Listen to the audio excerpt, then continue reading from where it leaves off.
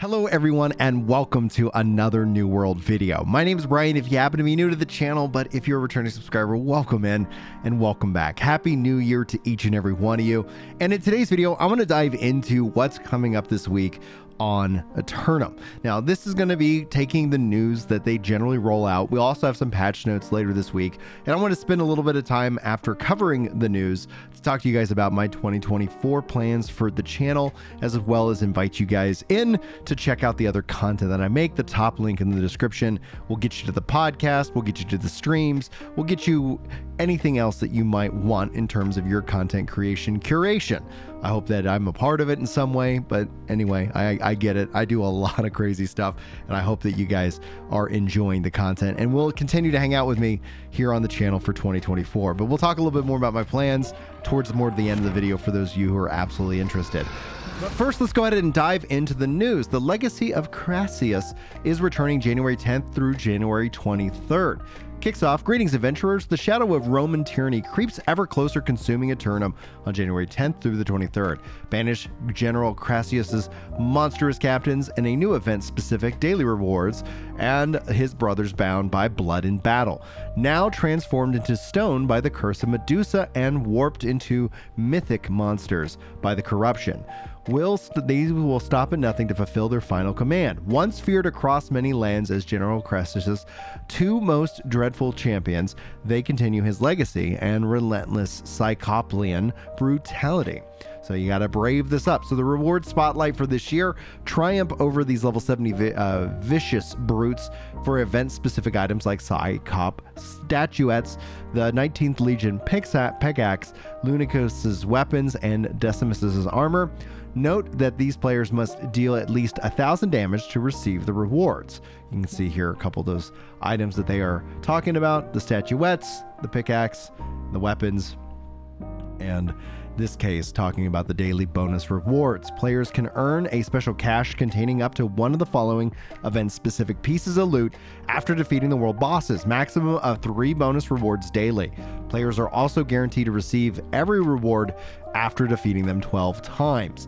You can see here all the different rewards listed, from the statuettes, the Legion pickaxe, the Wrath of Domitius great axe, the Hospitus the great blade great sword, Spurgator of Lucanus's bow, Vestius's fire staff, Gallia of Lucanus's medium helm, Chursus of Decimus heavy chest armor, Fitz of Decimus heavy gauntlets, Barag of Lucius medium legwear, Hobbitable boots of I'm just messing up. Welcome in, guys. Reading sucks for me for some reason.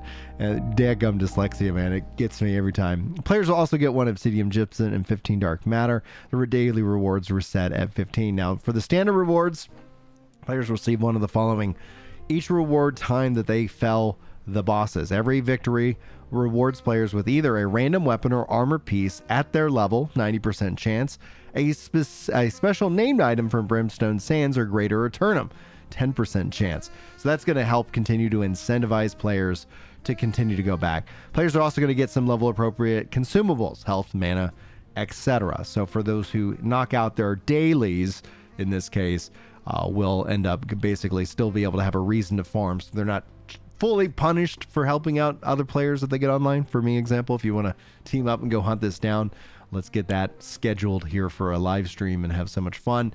But that's where the news piece of it ends. They also had a Forge in a tournament today. They were talking about their favorite characters.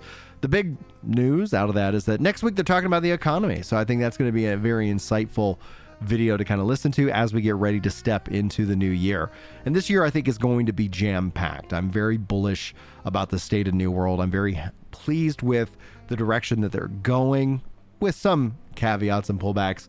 One of the first ones is, like Legacy of Crassus here, is they really should add a PvP event.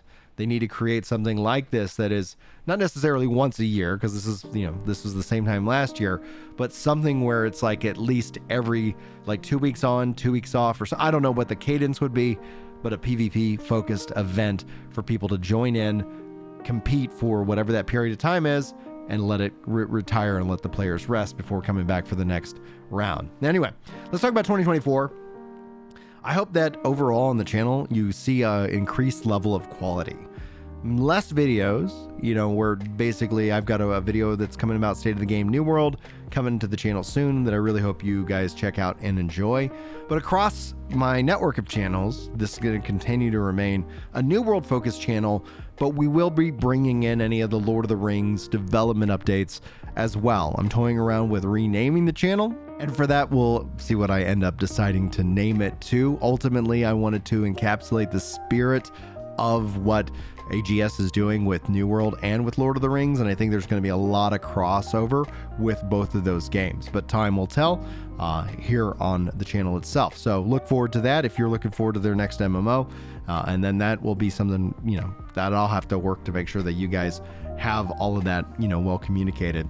And then over across all the channels, continue just to do the news like we're seeing here today.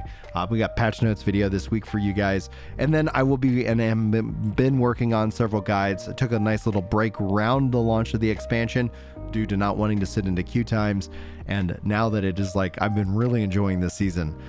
Even though it's lacking and it really needs the missing things that were promised, but I'm very much excited when those things do roll into the game, and I'm hoping that we'll get some kind of updates about that here in the coming weeks. Anyway, those are the plans. Pretty simple and basic. If you guys want to support, again, check that top link for the link tree to get everywhere you want to be. And maybe consider becoming a channel member, whether here or over on Ginger Prime, as I am working on a video game.